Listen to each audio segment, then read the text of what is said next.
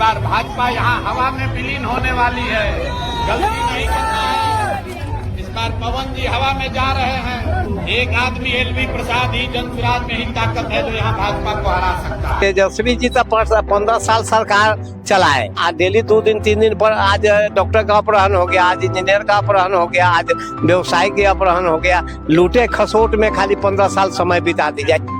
प्रशांत किशोर की रहनुमाई में ही इनकलाब आ सकता है, वरना हमने राजद को भी देखा, कांग्रेस और भाजपा को भी देखा, जदयू को भी बीजेपी में देखा। मैंने 22 साल काम किया, लेकिन यहाँ के बड़े नेताओं ने बीजेपी दल को हैंग कर लिया है। वो अपने पॉकेट में लेकर के घूमते हैं। हमारे साथ कई सब लोग नमस्कार, आप देख रहे हैं वार्तालाप।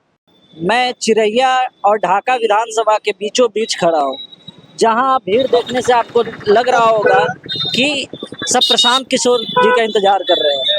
उनका आज रोड शो होने वाला है, चिरैया से ढाका होते हुए शिवहर जाएंगे और उसके लिए लोग जितना भीड़ दिख रहा है ये तो एक गुट है और जगह जगह पे गुट बना करके लोग हैं। तो आज मैं लोगों से बात करूंगा और जानूंगा कि क्यों वो लोग इतना उत्सुक है प्रशांत किशोर जी को लेकर के। उनका कोई मुद्दा है या जैसे सब नेताओं के फैन होते हैं, सब नेताओं के प्रशंसक होते हैं, ये भीड़ भी उनके प्रशंसक मात्र है या फिर इनका कोई मुद्दा भी है? नमस्कार।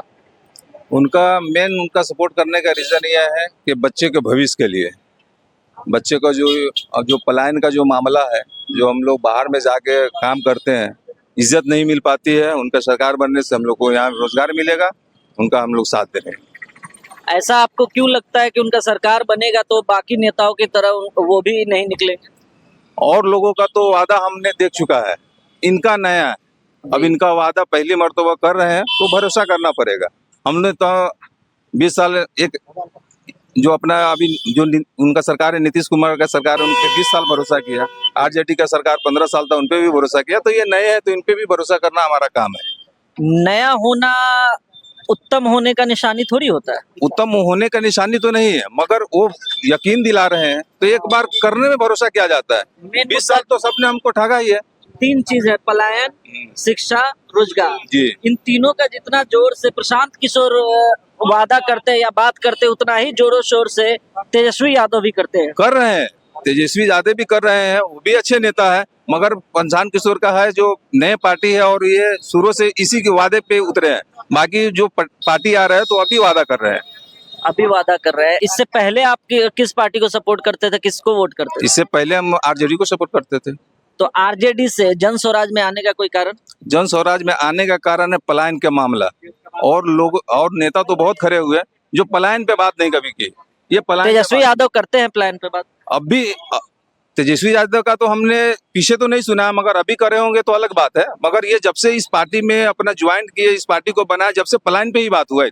नमस्कार सर। नमस्कार। नमस्कार। आप जन स्वराज का पट्टा बोलते हैं, पट्टा पहने हो। पहले आप किनको सपोर्ट करते थे? नहीं, पहले तो हम सपोर्टर थे, जो माहौल देखते थे उस तरह से हम ये अच्छी करते बात थे। है जब जैसा ठीक है। माहौल। हाँ, इस बार प्रशांत किशोर जी के जन स्वराज को सपोर्ट करने का कोई खास कारण? बेरोजगारी है, मुद्दा है, बेरोजगारी का मुद्दा है, शिक्षा है, पलायन है, सबसे बड़ा पलायन। एक बात बताएं कि कोई भी नेता जब इलेक्शन से पहले भाषण देता है ना, तो बड़ी बड़ी बातें करते हैं, बड़े बड़े वादे करते हैं। इनके वादों पे, इनके बातों पे आपको भरोसा क्यों है? भरोसा तो है इनका, जिस तरह से मुद्दा देख रहे हैं, हर किसी को तो देख लिए, एक बार इनको भी देखना चाह रहे हैं। हर किसी को दिए हैं, 15 साल एक आदमी को दिए, 20 साल एक आदमी को दिए, 5 साल इनको भी देकर देखेंगे, फिर जैसा होगा फिर आगे देखेंगे। जन स्वराज को अपना पार्टी मानने का और प्रशांत किशोर जी को अपना नेता मानने का कोई खास कारण? खास कारण यही है कि इसे गरीब के प्रति आवाज उठाया है, पद यात्रा किए हैं 3 साल से, और जनता को भला होगा इनसे। हाँ, जनता के लिए लड़ाई लड़ रहे हैं और जनता खुश है इनके व्यवहार से, कर्म से। रोजगार देने का वादा किए हैं।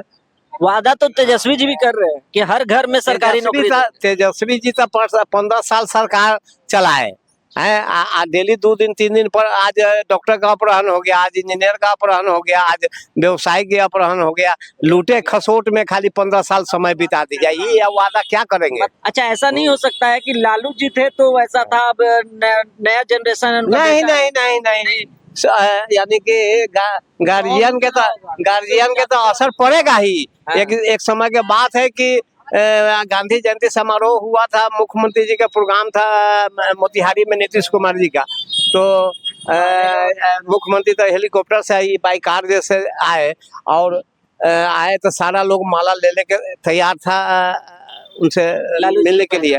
नहीं, लालू जी के पास नहीं, तेजस्वी जी को, हाँ, डिप्टी सीएम उस समय थे। तो उसके बाद में जो है माला विनोद श्रीवास्तव लेके गेट पर खड़ा हो गया, गाड़ी के गेट पर, अब माला ले लेके माला गेट पर फेंक रहा है, उस शीशा तक नहीं उठा पाया। तो उसी समय में हम सोचे कि इनके जगह पर कोनो आपको अहंकार दिखता है? अहंकार है बे करे, अहंकार है ही। हो सकता है सिक्योरिटी पर्पज से की हो। ना, क्या सिक्योरिटी? प्रधानमंत्री इंदिरा गांधी को जो है 46 उड़ाते देने नहीं लगा, सिक्योरिटी का कोई महत्व नहीं रखता है। अच्छा, एक बात बताइए, आप आरजेडी में कितना साल रहे हैं? यानी 15 साल। 15 साल आप थे आरजेडी में? थे नहीं, हाँ। मैं फैसल रहमान के प्रति आस्था रखता था जी। आरजेडी से हमको कोई मतलब नहीं था। फैसल रहमान जी जो कि ढाका के आरजेडी के सीट से लड़ रहे हैं, आरजेडी के टिकट से लड़ रहे हैं, तो पहले ये उनको सपोर्ट करते थे, लेकिन अचानक क्या हुआ कि आप फैसल रहमान को भी छोड़ दिए, आरजेडी को भी छोड़ दिए? फैसल रहमान को इसलिए छोड़ दिए कि हम लोग को तो उससे कोई मतलब नहीं था काम धाम से, लेकिन लोग के दुखी से हम भी दुखी हुए। अच्छा, मान लिए हम कहते हमरा लड़का है दूगो, और दूगो लड़का को हम नहीं देखेंगे तो हम काहे रहेंगे? फिर नेता बनने का क्या फायदा? तो इसलिए जो है उसके प्रति आस्था छोड़ दिया। और डॉक्टर साहब आ गए विकल्प में, तो डॉक्टर साहब के साथ आए। डॉक्टर साहब जो है समाज सेवी लोग हैं और लोगों को सेवा करते आए हैं 17 साल से, 15 साल से। तो इनके प्रति हम लोग आस्था रखें कि सर के आने से लोगों को फायदा होगा, घाटा नहीं हो सकता है। 12 बजे रात के जरूरत पड़ेगा तो सर से जो सो भेंट करने जा सकता है, काम कर सकता है लोग, और जनता खुश रहेगा। हम लोग का सबसे भारी मुद्दा है रोजगार और पलायन। सबसे भारी मुद्दा नौजवान है तो सबसे इम्पोर्टेंट आपके लिए यही है। आप क्या करते हो? हम लोग पढ़ाई करते हैं। क्या पढ़ रहे हो? ग्रेजुएशन अभी है। तो अगर प्रशांत जी का सरकार आता है जी, तो आपका मतलब जो पढ़ रहे हैं, आपके ग्रेजुएशन के बाद आपको नौकरी पक्का है? पक्का है। और तेजस्वी जी जो कह रहे हैं कि हर घर में सरकारी नौकरी, नहीं, तो इससे पहले भी वो कितना दिन से उनका था ही ना सरकार, तो कुछ नहीं कर पाए। तेजस्वी को तो मौका दिया गया था, 15 साल अपने सरकार बनाए, सब कुछ किए, लेकिन तो कुछ कर नहीं पाए। तो लालू जी का ही लड़का ना है, किसी और का थोड़ी है। और भी हम लोग का झांसा में लाकर ये रोजगार देंगे, नौकरी देंगे, कहाँ कुछ मिला हम लोग का? कुछ नहीं मिला। देखिए भैया, 2 बार मौका दे दिया गया है, समझ गए ना, आरजेडी और भाजपा को 2 बार मौका दिया गया है, लेकिन ये जो है ना फर्स्ट बार आए हैं, इनको मौका दे करके हम लोग 5 साल देखना चाह रहे हैं।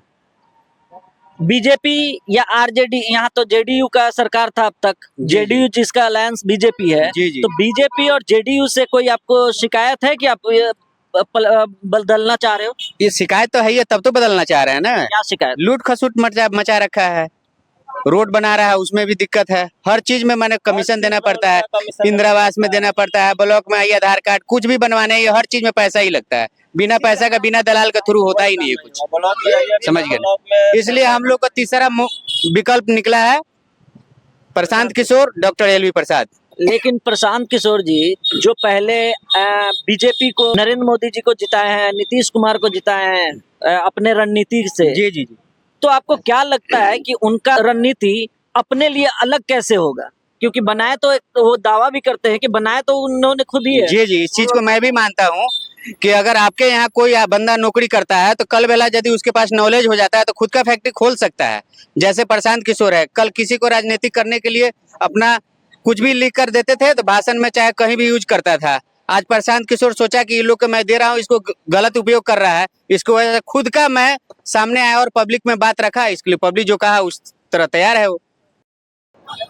सबसे पहले मैं आपका इंट्रोडक्शन चाहूंगा कि आप किस पोस्ट पे सेवा कर रहे हैं इस पार्टी का? मैं जनसुराज का स्थापन काल से प्रदेश मुख्य प्रवक्ता रहा हूं। पिछले दिनों दुर्घटना में घायल होने के बाद मैंने वो बड़ी जिम्मेदारी को छोड़कर उसमें ही छोटी जिम्मेदारी ली है और प्रदेश प्रवक्ता के दायित्व का निर्वहन कर रहा हूं। मेरा नाम संजय कुमार ठाकुर है और मैं इसी चंपारण जिले के ढाका विधानसभा क्षेत्र के पचपकड़ी गांव का रहने वाला हूं और पटना में रहकर जन सुराज की खिदमतदारी करता रहा हूँ।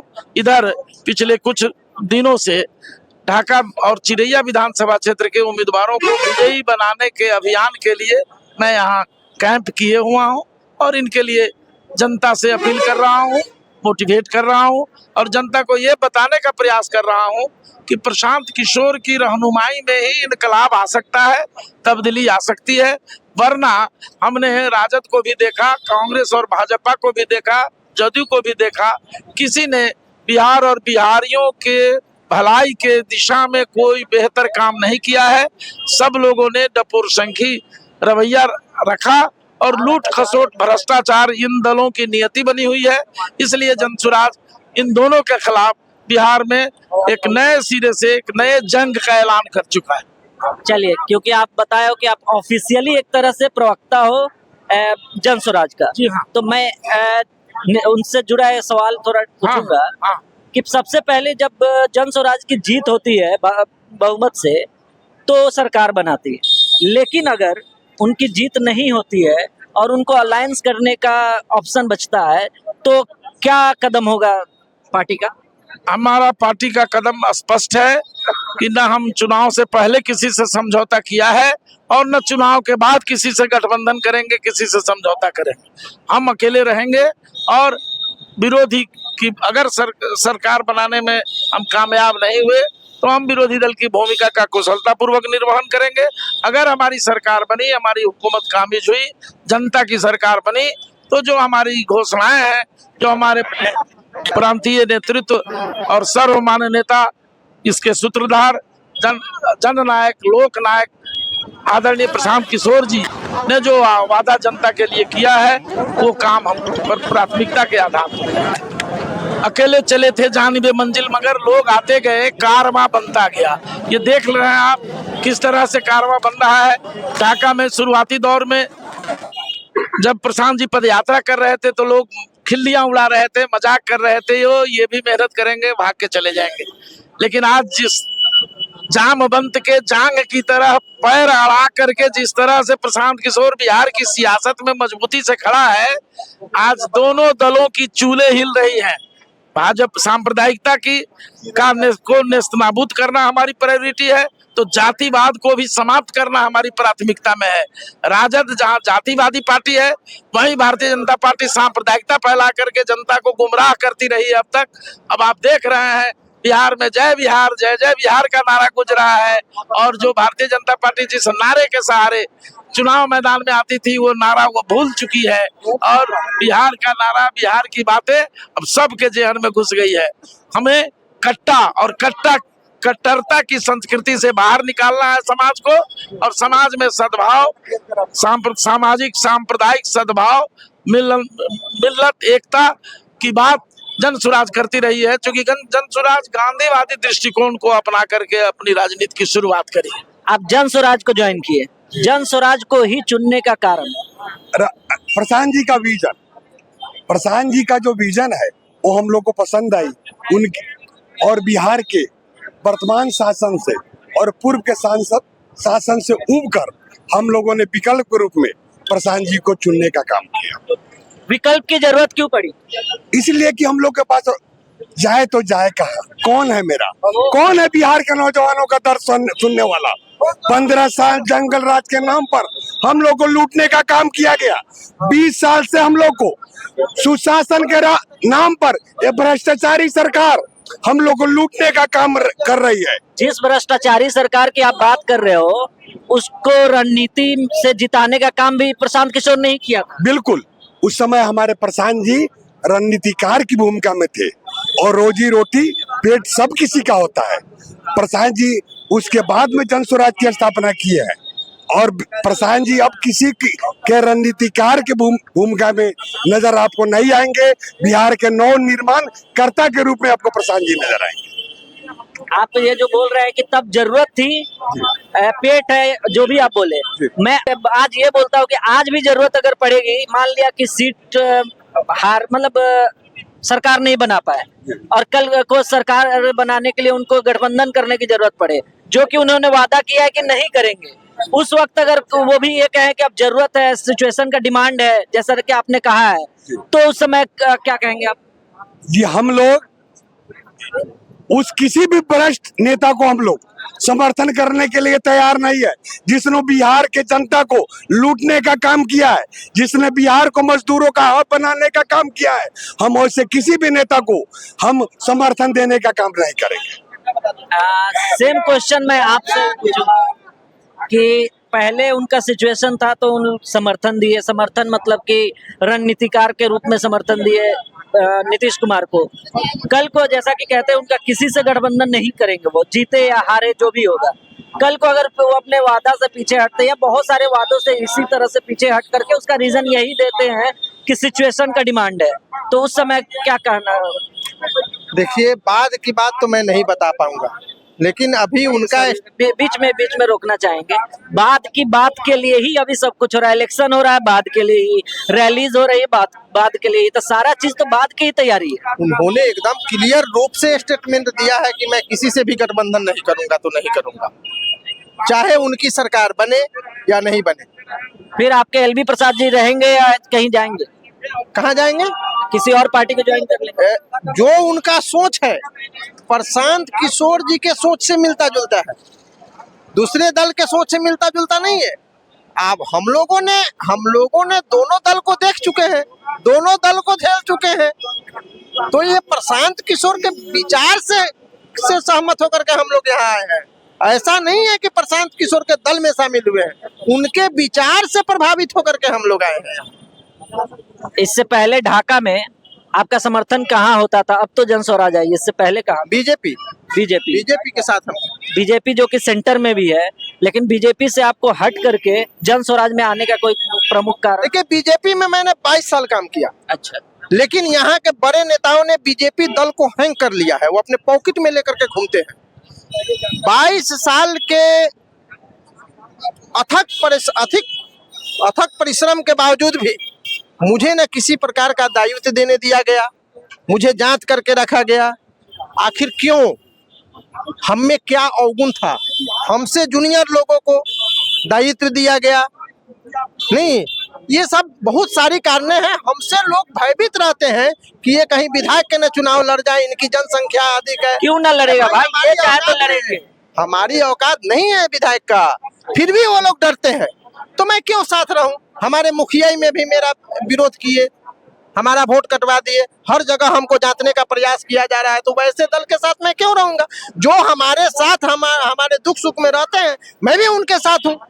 मैं आप ये समझ सकता हूँ कि आप अपने पर्सनल कारणों से आप पार्टी बदले? नहीं, तो ऐसा बीजेपी से जनरल वे में कौन सा गलती है जो कि जन स्वराज से नहीं? देखिए, जब मैं मुखिया होकर के पंचायत के भ्रष्टाचार को रोक सकता हूँ, तो क्या आप विधायक होकर के प्रखंड के भ्रष्टाचार को रोक सकते हैं कि नहीं? जबकि आपको विधानसभा में आवाज उठाने का पावर है, आपको पूरी शक्ति दी गई है, क्या फिर भी आप करप्शन को नहीं रोक पाए? जो यहाँ गरीबों के साथ अत्याचार हो रहा है, प्रखंड में आप चले जाइए, किसी भी प्रकार का आप काम कराइए, बिना पैसा का नहीं होगा। यहाँ सरकारी नौकर जो है वो बैठ करके रहते हैं और किसी का काम करते हैं तो उसके एवज में उसको पैसा चाहिए। बिना पैसा का कोई वर्क नहीं हो रहा है। आखिर क्यों? हम लोगों ने 10 सालों तक उनको समझाया बुझाया, लेकिन कोई फर्क नहीं पड़ा। तो लोग हम लोगों को गाली देते हैं ना। हम लोग वोट मांगने जाते हैं फील्ड में, कार्यकर्ता के बल पर कोई विधायक बनता है। आप अपने नेता को अगर थोड़ा देर के लिए साइड करते हैं, मतलब कि दिमाग से बाहर निकालते हैं, अगर मान लो कि जन स्वराज नहीं आया होता तो आपके पास प्रमुख रूप से 2 दावेदार थे, पवन जायसवाल और फैसल रहमान, तीसरा मान लेते हैं राणा रंजीत जी, तो आपका मत किधर जाता? देखिए, अपनी बार हम बागी बीजेपी भी लड़ने वाले थे, मैं खुद लड़ने वाला था, समझे। मैं बागी बीजेपी बनकर अपनी बार लड़ता मैं, और एहसास कराता कि आप मेरे नेता हैं, फिर भी कार्यकर्ता का अगर बात आप मान नहीं रहे हैं, गरीबों के दुख दर्द को नहीं समझ रहे हैं, तो मैं आपका बागी बनूंगा तो बनूंगा। मेरा 42 साल उम्र है, मैं किसी को अभी तक वोट ही नहीं दिया। आज तक आप वोट नहीं किए हो? किसी को वोट नहीं दिया। कोई कारण? कारण कि मेरे को मालूम है सब चोर चोर है, हमको वोट देने के बाद ही हमारा कुछ काम नहीं होगा, तो हमको वोट दे के क्या मतलब है? मतलब 42 साल के उम्र तक हाँ जी। आपको कोई आपके मन के लायक का नेता नहीं मिला और अब जाकर मिल रहा है। अभी प्रशांत बाबू मिले हैं, इनसे आपको उम्मीद है? उम्मीद है, जरूर उम्मीद है। पहला वोट सही वक्त सही जगह देने जा रहा हूँ। देखिए 42 साल के उम्र में पहली बार ये वोट देने जा रहे हैं और वो देने जा रहे हैं प्रशांत किशोर के जन स्वराज। सही जगह और सही वक्त। लेकिन आपने नोटा क्यों नहीं दबाया अब तक? कोई मतलब, हमको मतलब ही नहीं ना, नोटा दबा के भी मतलब नहीं है। क्यों? हमको मालूम है सब वैसे ही वही बनने वाले, एक भी अगर वोट उनको मिलेगा तो वही सरकार चलाएंगे। मतलब कहीं भी बटन दबाएंगे अब उनको ही है। सही है। तो आपको इनसे क्या क्या उम्मीद है? ये बहुत उम्मीद है। क्या? मैं मुंबई में टैक्सी चलाता हूँ, इनका फैन होकर के अभी 15 अगस्त से मैं इनके साथ में डॉक्टर साहब के साथ में जुड़ करके मैं इनका प्रचार कर रहा हूँ। प्लस मेरे पास जो हुनर है मैं उनका ड्राइविंग भी कर रहा हूँ, गली कुची मोहल्ले में उनका प्रचार भी कर रहा हूँ। चलिए बहुत अच्छी बात है, लेकिन आपको वोट देना चाहिए था। अभी देंगे, पहला जब आदमी सही मिलेगा उसको ही वोट देंगे ना। जो आदमी सही नहीं है तो उसको वोट देके क्या मतलब है? अब से देना है जितना अब देना है, इसके बाद हर शुरुआत होगा, वोट इसके देना बाद है। शुरुआत। तो जन स्वराज के लिए खड़े आप प्रशांत किशोर जी का इंतजार कर रहे हैं? प्रशांत किशोर को जो भी कैंडिडेट है शिक्षित और पढ़ा लिखा है और जो भी विकास का काम करेंगे सो अच्छा करेंगे। चलिए ये तो हो गया रटा रटा है बात। अब हमको एक बात बताइए, आराम से घर पे आराम नहीं करना चाहिए था आपको? यहाँ पे धूप में काहे खड़े हैं? धूप में हम लोग प्रशांत किशोर के साथ है, उनके साथ रहेंगे और डॉक्टर साहब के साथ है और ये लोग शिक्षित है, इनके साथ हम लोग रहेंगे। तो हौसला बढ़ा रहे हैं? हौसला बढ़ा रहे हैं आपका हौसला बढ़ेगा और शिक्षित इनके आदमी जीतने के बाद? जरूर बढ़ेगा। क्या क्या आपका उम्मीद है, डिमांड क्या क्या है आपका? उम्मीद है कि बोले है कि हम यहाँ कारखाना लगा देंगे, ऐसी कर देंगे, शिक्षा करा देंगे, हर जगह 1 से लेकर 15 वर्ष के लड़का को हम शिक्षा देंगे और हर जगह स्कूल खुला देंगे। आज 700 रुपये यूरिया लोग खरीद रहा है और जब से नीतीश कुमार का सरकार हुआ तो 700 रुपये यूरिया मार्केट में मिल रहा है। पूरा नेपाल पहुंचा दिया। साइकिल पे देखिए, आप फेसबुक पे देखिए, एक बोरी भर भर करके पूरा नेपाल पहुंचा दिए। खुला मार्केट में यूरिया खाद नहीं मिला। पवन जायसवाल फेसबुक पे आप देखिए, पूरा पानी, इतना कमर तक पानी रहते हुए भी खाद पहुंच गया है नेपाल। लेकिन इंडिया वाले को खुला खाद नहीं मिला। जब चाहिए तो गोनी वो भी 700-800, खुला नहीं मिला। सब लबराई का बाजार सा है तो खड़े का इंतजारे में ना है? नहीं, इंतजार में किसी लोग को देख रहे हैं। अच्छा अच्छा, दूसरा बात करेंगे, पॉलिटिक्स बात नहीं करेंगे, दूसरा बात करेंगे। जन सेवा का तो बात कर सकते हैं, समाज की तो बात कर सकते हैं। समाज की बात कर सकते हैं। आपको क्या लगता है कोई भी जीत कर आए, समाज में अभी किस चीज की जरूरत है? इधर से समाज में तो बहुत कुछ का जरूरत है। अभी भी देखिए ये तो चल रहा है कि दूसरा ढंग का बात इस्लाम, लेकिन फिर भी जो सरकार जो हमको दे रही है, ये सरकार तो हमको कोई नहीं सरकार दिया हमको यहाँ। अच्छा, यहाँ कोई सरकार नहीं दिया। राशन से लेकर के वृद्धा पेंशन से लेकर के 10-10 हजार हर घर में बांटा है। ऐसे बढ़ करके सरकार दूसरा कौन है? तो आप बीजेपी की बात कर रहे हैं। हाँ, लेकिन ये वृद्धा पेंशन, राशन, ये तो पहले भी मिलता था। पहले मिलता था, कम मिलता था, पूरा मिलता है, फ्री मिलता है। अच्छा, तो आप संतुष्ट है सरकार से? हाँ, और ढाका में पवन जायसवाल से संतुष्ट है? हाँ, उनसे भी ना कोई सरकार बने, लेकिन हमको तो जो मिल रहा है वही वो मानेंगे। कौन से नेता देश के लिए सही है? बिहार के लिए सबसे अच्छा नेता आपको कौन लगता है? हम लोग तो मोदी है जो हमारा तो है, ये है। उनका टक्कर में तो हालांकि कोई नहीं आया है, नहीं आएगा। अच्छा, मोदी जी को इतना पसंद करने का कोई कारण? कारण नहीं, हर चीज हमको उन्हीं का द्वारा मिल रहा है। जैसे बताइए बताइए, जैसे अरे किसी को समर्थन कीजिए तो एकदम खुल के। तो देखिए हमको किसी से डर नहीं है। अच्छा। हम तो फ्री आजाद आदमी है। जी जी, जहाँ हम लोग घूम रहे हैं यहाँ तक टैबलेट भी नहीं मिलेगा आपको फ्री। सुन लीजिए हमसे। सुनता भी होगा कोई आदमी, हम लोग क्लिनिक में से घूम कर आए हैं, दवा एलवी प्रसाद रहा है। हाँ ना, हाँ इनका दवा भी नहीं मिला है हमको आज तक। कई बार घूम कर चले आए। आप क्या कहते हैं? अब बोलिए। प्राइवेट हॉस्पिटल है, आप जैसे 10 लोग को 20 लोग को देना चाहिए, सबके मन के ऊपर। अगर नहीं दे रहा है तो ऊपर है लाखों रुपया का सरकार को देना चाहिए। लाखों रुपया जो आप दावा का, जिस दावा का आप कह रहे हैं कि हमको डॉक्टर साहब का क्लिनिक में नहीं मिला, ये चीज आपको सरकारी हॉस्पिटल में मिलना चाहिए। ये सुविधा आपको नीतीश कुमार से मांगना चाहिए, नरेंद्र मोदी से मांगना चाहिए। अच्छा, तो आज देखा जाएगा। ढाका विधान देखा जाएगा भाई, वहाँ पे पहुँचेंगे। विधानसभा में जो बदलाव का आंधी बह चुका है वो 100% बदलाव होकर रहेगा और वो बदलाव डॉक्टर एलवी प्रसाद जी करेंगे और यहाँ से लाखों वोट से डॉक्टर एलवी प्रसाद को हम लोग जिताकर विधानसभा में भेजने का काम करेंगे। आप प्रशांत किशोर जी का आरती के लिए थाली तैयार की है? जी, सब मिलकर किए हुए हैं। सब मिल करके। खासकर मैम, प्रीति मैम एलवी प्रसाद सर का की वाइफ हूँ। नमस्कार मैम। मैं डॉक्टर प्रीति प्रसाद जी। आज प्रशांत किशोर जी हमारे एरिया में आ रहे हैं, हमारे विधानसभा में। उनके स्वागत के लिए सारी तैयारी की गई है, हम लोग भी खड़े हैं उनके स्वागत के लिए। मैं डॉक्टर एलवी प्रसाद की बहन मुजफ्फरपुर से आई हूँ और प्रशांत किशोर जी के स्वागत के लिए एकदम सुबह से अपने मायके आ पहुँची हूँ, ससुराल मुजफ्फरपुर और मायके ढाका। और मुझे बहुत अच्छा लग रहा है कि मेरे भाई साहब मुजफ्फरपुर से जन सुराज से जुड़े हैं और एक बहुत ही अच्छे कैंडिडेट। नहीं, मुझे लगता है कि जन सुराज के जो सूत्रधार प्रशांत किशोर जी है, तो ये शिक्षा के क्षेत्र के लिए बिहार के बदहाली को बदलने के लिए जो बीड़ा उठाया, इसने कदम जो उठाया, ये काबिले तारीफ है। कि जैसे बिहारी होने का एक होता है ना कि बाहर जाए बिहार से, तो सभी बोलते हैं कि क्या बिहार से हो आप?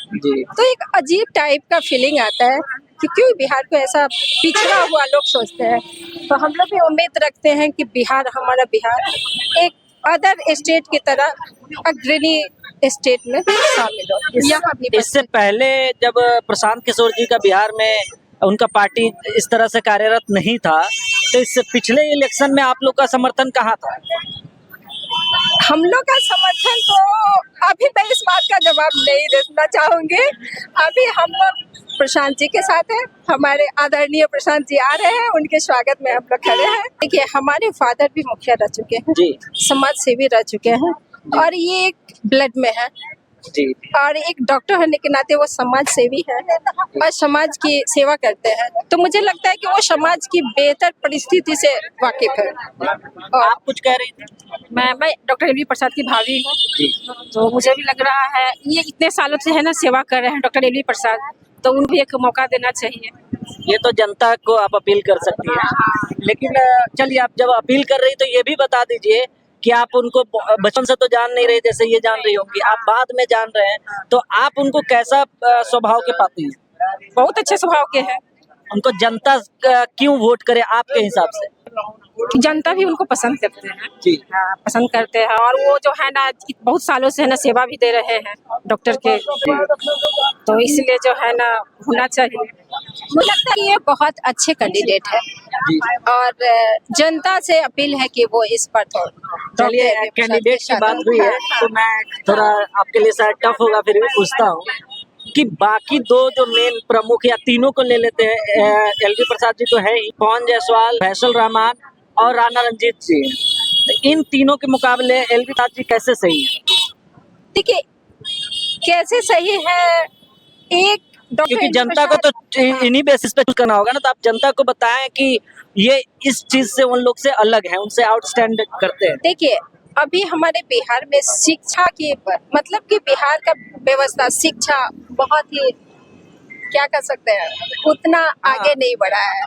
तो एक अच्छे कैंडिडेट, जब शिक्षित कैंडिडेट आगे आएंगे तो वो चाहेंगे कि हमारे समाज का और अच्छे से प्रोग्रेस हो, शिक्षा आगे, पलायन दूर हो, ये सब जो जन सुराज का मुद्दा है।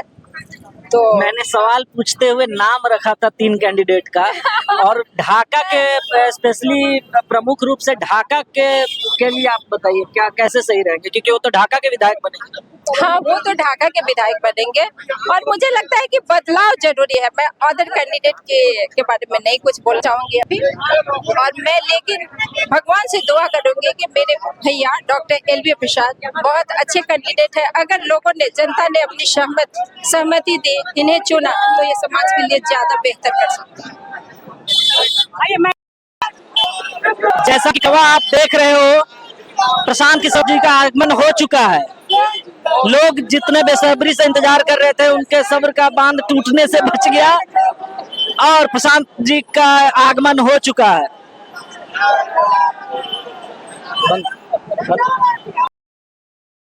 जय बिहार, जय बिहार, जय बिहार, जय बिहार। गठबंधन और महागठबंधन के आपके प्रत्याशी को जानने से इनकार कर रहे हैं, नहीं पहचानते हैं। गठबंधन और महागठबंधन के प्रत्याशी कौन है? यहाँ पर लड़ाई सीधे जहाँ भाजपाई जायसवाल जी, क्या नाम है उनका? पवन जायसवाल। पवन जायसवाल। पवन जायसवाल इस बार हवा में, पवन का मतलब होता है हवा, इस बार हवा में उड़ने वाले। जन स्वराज की विचारधारा से, जन स्वराज के इस ईमानदार प्रयास से और डॉक्टर साहब के पुरुषार्थ पराक्रम से इस बार भाजपा यहाँ हवा में विलीन होने वाली है। गलती नहीं करना है। इस बार पवन जी हवा में जा रहे हैं, लेकिन तार से गिरकर, ऊपर आसमान से गिरकर तार पर नहीं अटकना है। गलत आदमी को नहीं चुनना है। एक आदमी एलवी प्रसाद ही जन स्वराज में ही ताकत है जो यहाँ भाजपा को हरा सकता है। सर बिहार की बात तो हमेशा होती है, बिहार की बात होती रहती है। आज ढाका के धरती पे आए, ढाका के लिए क्या वादा करते हैं?